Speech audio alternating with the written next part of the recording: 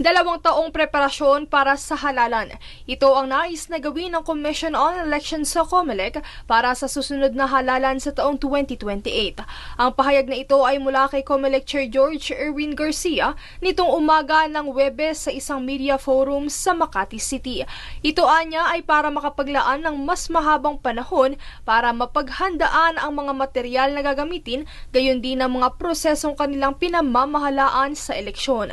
Paliwanag niya, ang taong 2026 ay balak nilang ituon para sa research and development ng komisyon, habang ang 2027 naman ay para sa preparatory national local elections. Yung pwede namin gawin na terms of reference ng mga machine, yung pwede natin gawin na mga kontrata at procurement gawin na natin sa 2026. Para by 2027, delivery na lang yan ng lahat ng mga in-order natin. Mas mahaba ang panahon, mas mahaba ang panahon ng pagtetest, pagsa-source code review, etc., para hindi tayo kinakapos. Kaugnay nito ay nais ding manawagan ng COMELEC sa Department of Budget and Management o DBM at sa Kongreso na kung maaari ay hatiin na lamang ang budget ng komisyon para sa taong 2026 sa 2027 para sa layuning mas maagang paghahanda para sa susunod na eleksyon.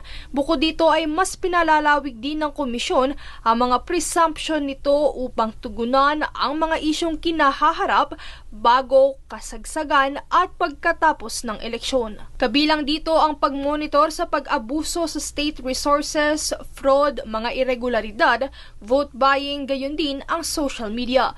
Dahil sa makabagong teknolohiyang hatid ng modernisasyon, mas malawak na rin ang espasyo na dapat tutukan pagdating sa eleksyon. Kaya ayon kay Garcia, dahil sa walang social media regulation law, walang karapatan ng COMELEC na magparusa sa mga netizen na magpapakalat ng disinformation, misinformation, gayon din ang fake news. Kaya't mariin silang nananawagan sa mga online platforms na sila na ang mismong mag-take down sa mga account na ito dahil sa aminado ang COMELEC na kailangan nila ang suporta at tulong ng mga ito sa pagtugon sa naturang problema.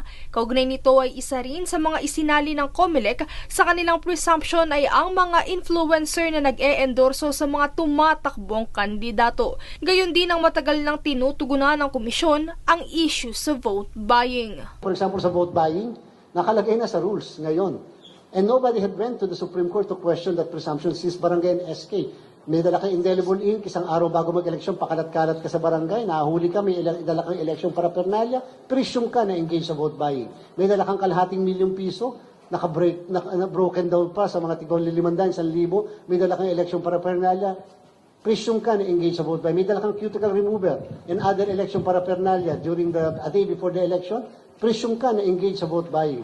Ikaw ay nagpadala ng 20 na tao sa ating GCash Paymaya, more than 5,000 pesos, presume ka na engage sa vote buying. Princess Castro nag-uulat para sa Golden Nation Network.